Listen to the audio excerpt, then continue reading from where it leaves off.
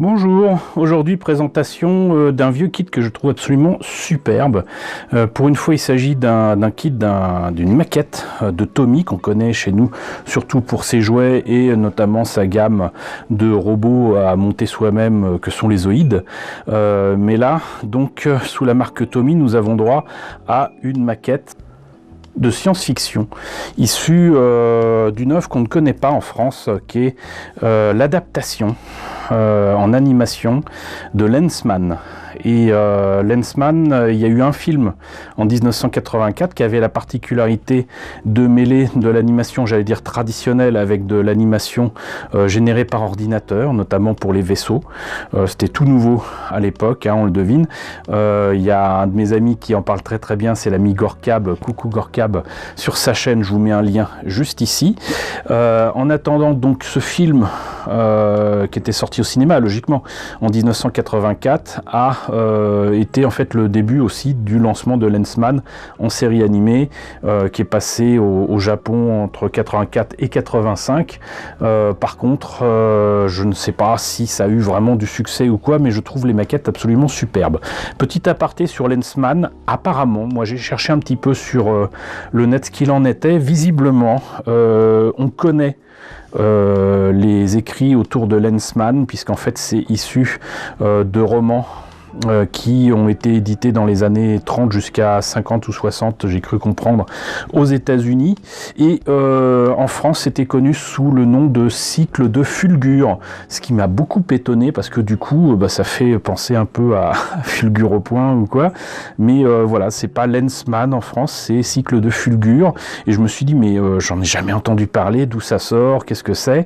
Et ça a été édité, en partie en tout cas en français, fin des années 70, mais je vous avoue que jusqu'à ce que je vois ça sur Wikipédia, je n'en avais pas la moindre idée. J'étais persuadé que il n'y avait eu finalement de Lensman que cette version animée japonaise et l'œuvre originale américaine. Je pensais qu'on ne la connaissait absolument pas en France. Et ben c'est faux. Voilà, ça s'appelle Cycle de Fulgure. Je doute qu'on puisse mettre la main dessus, mais on ne sait jamais.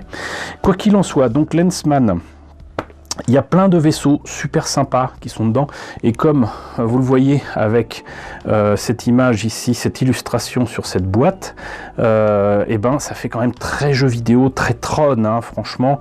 Là on sent quand même une petite influence du Tron de Disney, mais aussi de tous les jeux d'arcade. Voilà, ce vaisseau a franchement, j'allais dire une forme de polygone, mais presque.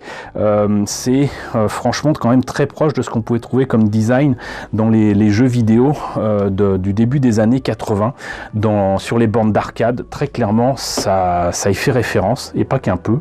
Et les designs faits sur ordinateur là sont repris par Tommy, j'allais dire tel quel ici, vous voyez, et peut-être même ici.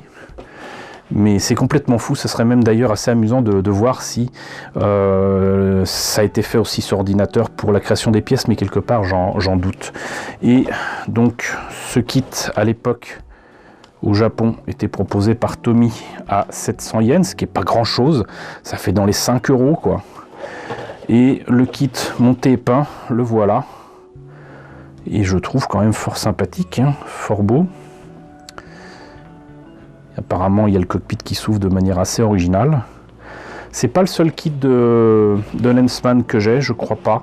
Je crois que j'en ai un autre où le héros a non seulement un vaisseau, mais dedans il peut se mettre dans la position presque d'une moto, je ne sais plus. Il faudra que je retrouve ça.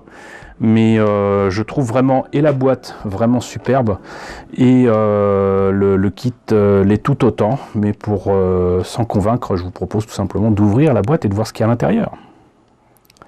Alors, la notice est en monochrome, c'est pas du noir et blanc, c'est un bleu, un peu sombre, mais là on voit donc l'image, donc le chara design du héros, qu'on voit donc dans le film de 1984, ici, de nouveau le vaisseau, mais cette fois-ci pas en filaire, mais en dessin, j'allais dire classique. Là évidemment, le kit monté et peint. Là, les pièces en présence. Alors, un bon nombre de grappes hein, quand même, 1, 2, 3, 4, 5, 6, 6 grappes, il y a apparemment un morceau en métal pour tenir tout ça sur un socle qui est ici. Et la planche de décalco. Et apparemment, il y a peut-être 2 polycaps. Mais on verra ça plus tard. Donc là, c'est... on commence par le cockpit, hein, comme souvent avec ce genre de maquette de vaisseau. Ça m'a l'air quand même bien détaillé, ça a l'air sympa, et puis surtout c'est articulé. Voilà. Là, on a ici donc les pièces pour la carlingue, qui m'a l'air super bien détaillée, franchement. Ici, on rajoute le reste des moteurs, peut-être des ailerons, je ne sais quoi. Là, je sais pas trop ce qu'ils veulent dire par là. Peut-être qu'il y a des modifications à faire. Ah, d'accord. En fait, c'est les trains d'atterrissage. Ok. Les trains d'atterrissage, apparemment, c'est soit fermé, soit ouvert. Et là, donc, la verrière, le cockpit. Bien évidemment, c'est ouvert et placé d'une certaine manière s'il est posé. Voilà, comme ça. Les ailes. Ici, les moteurs. Ok. Alors, les moteurs peuvent apparemment aussi se plier. Ok. Là, vous avez des petits éléments qui se mettent derrière les moteurs. C'est assez étrange. Là, on a donc le socle qui, si je me rappelle bien, est bleu transparent. Et là, c'est les décalcos, j'imagine, à placer. Je pense. Et voilà. Alors, vous m'en excuserez. Je n'ai pas envie d'ouvrir les sachets, on ne sait jamais.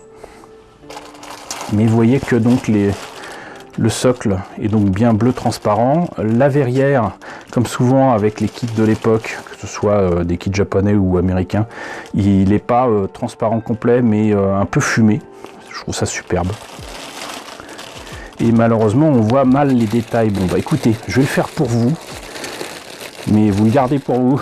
Je vais ouvrir le sachet et on va voir ça de plus près. Eh bien, vous savez quoi, je pense que j'ai bien fait d'ouvrir parce que ce fait jour quelques détails qui m'avaient échappé. Alors déjà, donc effectivement, le socle ici en transparent avec le superbe logo Lensman. Voilà, j'imagine qu'en plus si on met une petite lumière en dessous, ça doit rendre super bien. La fameuse pièce en métal,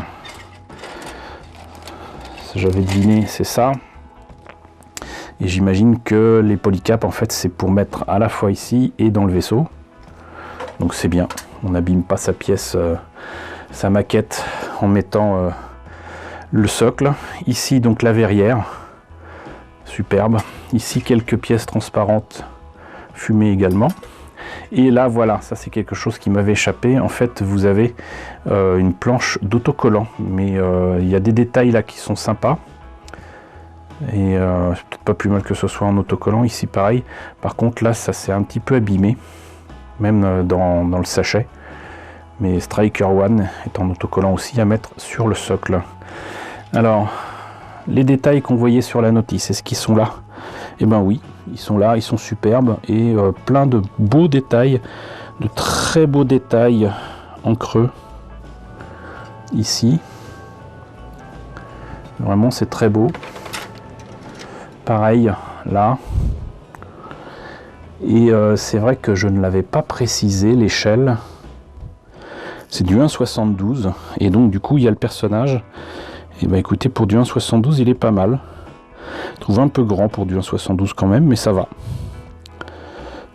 et vous voyez donc les détails quand même ici, notamment là, hein.